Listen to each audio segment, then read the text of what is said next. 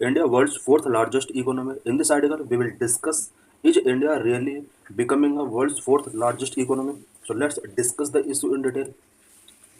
Why news?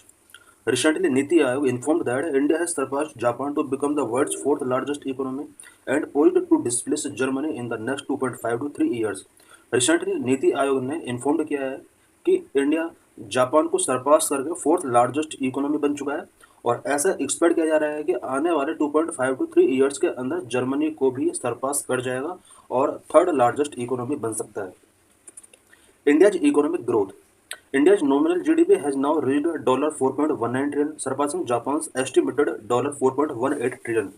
India का nominal GDP जो कि अबाउट 4.19 ट्रिलियन तक पहुंच चुका है और जापान का जो इकोनॉमी है वो $4.18 ट्रिलियन का है और हम देख सकते हैं कि इंडिया और जापान की नॉमिनल जीडीपी में ओनली 1 पॉइंट का डिफरेंस है। Over the past decade, India has doubled its GDP from 2.1 trillion in 2015 to its current level. Last decade में इंडिया का जीडीपी जो इंक्रीज हुआ है वो डबल हुआ है। इट मीन्स 2015 में जहां इंडिया का जीडीपी $2.1 ट्रिलियन हुआ करता था, अब ये $4.19 ट्रिलियन तक पहुंच चुका है लास्ट 10 ईयर्स में। The IMF's World Economic Outlook report predicted that India aims to continue to be the fastest growing major economy with a projected growth rate of 6.2% in 2025 and 6.3% in 2026. IMF का world economic outlook report ये show करता है कि India एक fastest growing major economy है और 2025 के लिए इसने प्रोजेक्ट किया है कि इंडिया की जीडीपी 6.2% के रेट से इंक्रीज करेगी, वही 2026 में ये इकोनॉमी 6.3% के हिसाब से इंक्रीज होगी। हम देख सकते हैं कि कौन कौन सा कंट्रीज है जो जिनका जीडीपी सबसे ज़्यादा है। यूनाइटेड स्टेट्स का पूरे वर्ल्ड के अंदर जीडीपी सबसे ज़्यादा है, अबाउट $30.5 ट्रिलियन की इकोनॉमी है।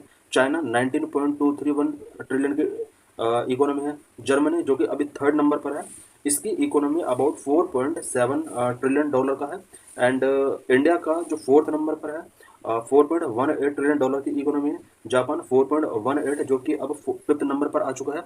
UK 3.83, France, Italy, Canada, Brazil, इन सभी की इकोनॉमी यहाँ पर गिवन है। देख सकते हैं कि India, Brazil, Canada, Italy, France, UK, Japan, इन सभी कंट्रीज से इंडिया का इकोनॉमी काफ़ी ज़्यादा है। IMF projections about India will become the third largest economy. IMF का प्रोजेक्शन है कि इंडिया आने वाले कुछ ईयर्स में थर्ड लार्जेस्ट इकोनॉमी बन सकता है। The IMF project that India will become the third largest economy by 2028 with an expected GDP of $5.5 trillion by overtaking Germany. IMF ने प्रेडिक्ट किया है कि आने वाले 3 ईयर्स में एडमिट 2028 तक इंडिया थर्ड लार्जेस्ट इकोनॉमी बन सकती है और उस टाइम पर इंडिया का जो जीडीपी होगा वो $5.5 ट्रिलियन हो सकता है और ये जर्मनी को यहाँ पर सरपास कर सकता है, बिकॉज जर्मनी करंट में वर्ल्ड की थर्ड लार्जेस्ट इकोनॉमी है। फर्स्ट हम देख सकते हैं यूके है, यूएस है, second China, third Germany and fourth India. Germany's projected GDP growth 0% 2025 and 0.9% 2026 due to ongoing global trade tensions. Germany का जो जीडीपी प्रोजेक्ट किया गया है आईएमएफ के द्वारा 2025 के लिए वो 0% ग्रोथ इसमें एक्सपेक्ट किया गया है, वही 2026 में 0.9% के हिसाब से एक जीडीपी ग्रो हो सकती है जर्मनी की। ऐसा इसलिए हो रहा है बिकॉज ग्लोबल ट्रेड टेंशंस की वजह से जर्मनी को बहुत सारी प्रॉब्लम्स यहाँ पर फेस करनी पड़ रही हैं। कि determinants of India economic growth, India की इकोनॉमिक ग्रोथ जिस स्पीड से हो रही है इसके की डिटर्मिनेंट्स क्या क्या हो सकते हैं। Number one, expanding domestic consumption, India का डोमेस्टिक कंजप्शन एक्सपेंड हो रहा है। Number two, infrastructure development and digital transformation, infrastructure development and digital transformation भी इसका एक रीजन हो सकता है। Manufacturing and service sector growth, India में मैन्युफैक्चरिंग एंड सर्विस सेक्टर ने काफ़ी ग्रोथ किया, ये भी एक रीजन हो सकता है इंडिया की जीडीपी का ग्रो होने का। Number four, external and global realignment. Number five, reform driven growth, India के अंदर रिफॉर्म ड्राइवन ग्रोथ हो रहा है। ये कुछ रीजन्स हैं जिनकी वजह से इंडिया फोर्थ लार्जेस्ट इकोनॉमी बन सका है। Number one, spending domestic consumption, India economic growth is largely due to increase private consumption particularly in rural areas, because private consumption India का बहुत ज़्यादा इंक्रीज हुआ है, स्पेशली रूरल एरियाज में consumption increase होने की वजह से इकोनॉमिक ग्रोथ इंडिया का हुआ है। Also the urbanization and life style shift have lead to an increase in consumption lead growth. India urban population is expected to touch 600 million by 2030। India के अंदर urbanisation बहुत ही ज़्यादा स्पीड हो रहा है, लाइफ स्टाइल शिफ्ट लोगों का जिस तरह से हो रहा है इसने कंजप्शन लीड ग्रोथ को इंक्रीज किया है। ऐसा एक्सपेक्ट किया जा रहा है कि 2030 तक इंडिया में 600 मिलियन पीपल जो होंगे वो अर्बन पॉपुलेशन का पार्ट होंगे। The demographic dividend is a unique feature. India's median age is just 29 years, offering a productive workforce for the coming decades. India का मीडियन एज 29 ईयर है, जो कि बहुत ही इम्पोर्टेंट है।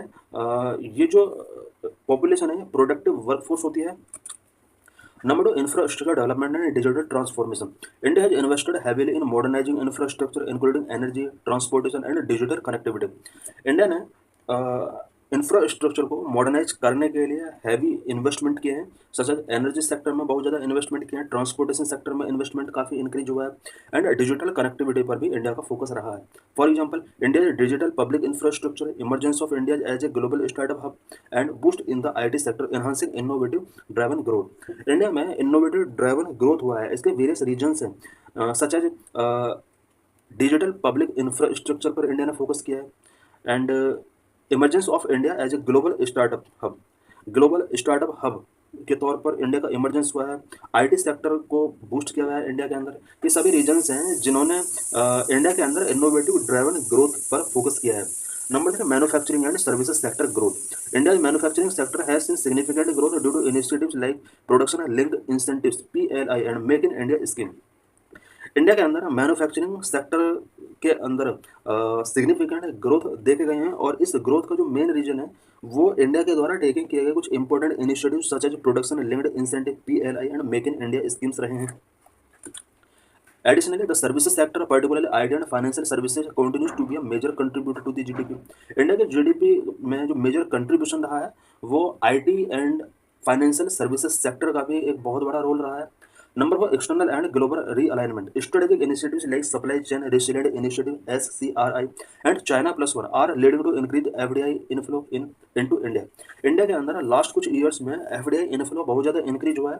इसके लिए supply chain resilience initiatives government के द्वारा टेकिंग किए गए, एंड चाइना +1 ये कुछ स्ट्रेटेजीज रही हैं जिसकी वजह से इंडिया के अंदर FDI इनफ्लो बहुत ज़्यादा इंक्रीज हुआ है।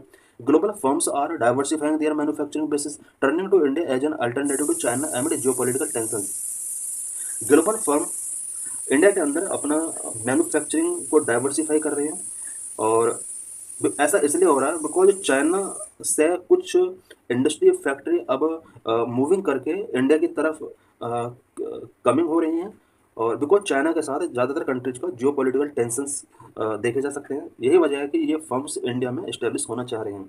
For example, Apple has investors in India for manufacturing units. Number 5, reform driven growth. Introduction of GST has created a unified domestic market. Insolvency and bankruptcy code (IBC) has improved the ease of doing business. Corporate tax cuts and initiatives like PM Gati Shakti, National Infrastructure Pipeline, and Atmanirbhar Bharat are boosting capital formation.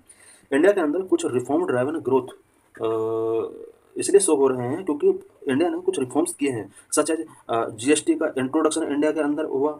इसके introduction की वजह से unified domestic market create हुआ।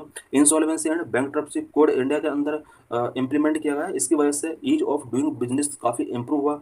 Corporate tax में cut किए गए, and कुछ other initiative such as PM Gati शक्ति, नेशनल इंफ्रास्ट्रक्चर पाइपलाइन, एंड आत्मनिर्भर भारत, ये सभी इनिशिएटिव्स हैं जो कि कैपिटल फॉर्मेशन को काफ़ी हद तक बूस्ट कर रहे हैं।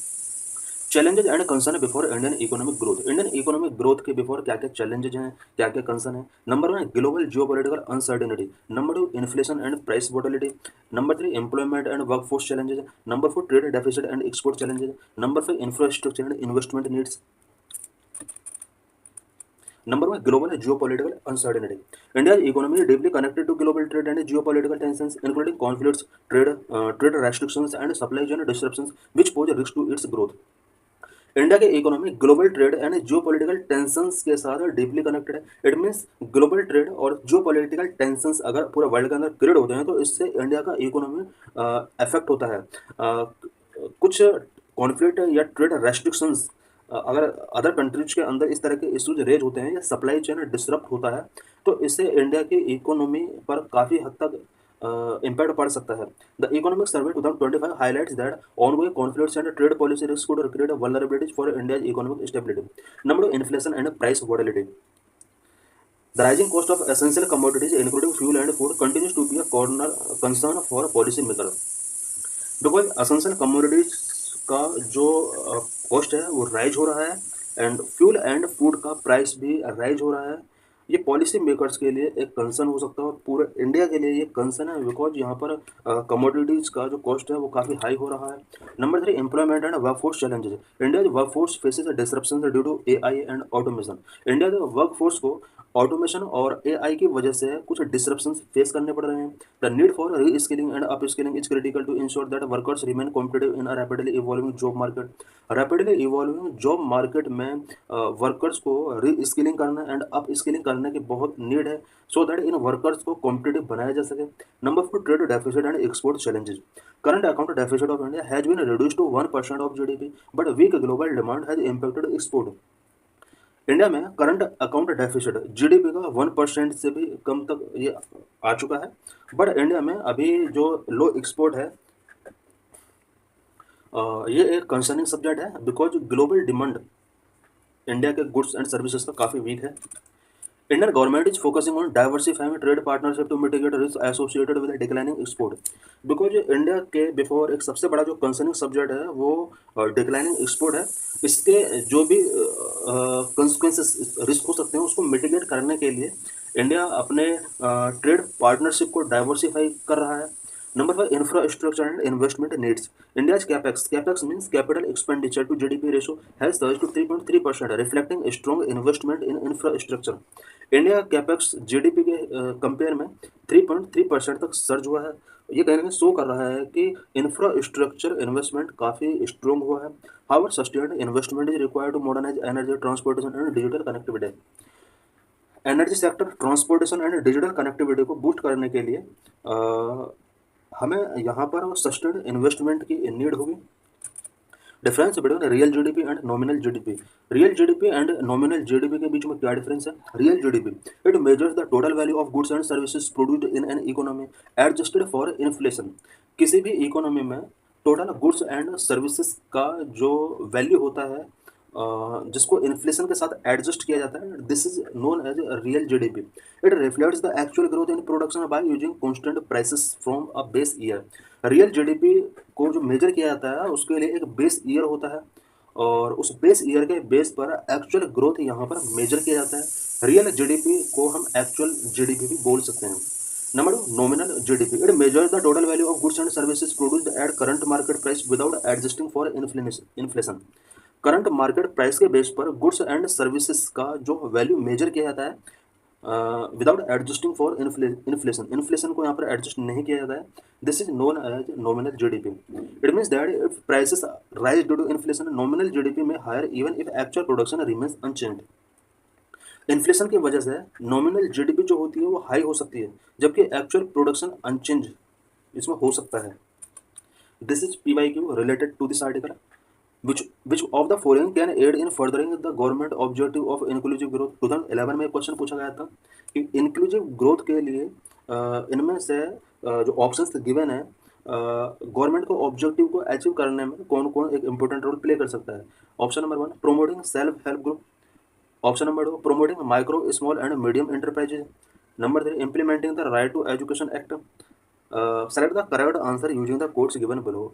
1 2 3 यहाँ पर सारे ही ऑप्शन सही हैं, इसलिए आंसर इज डी।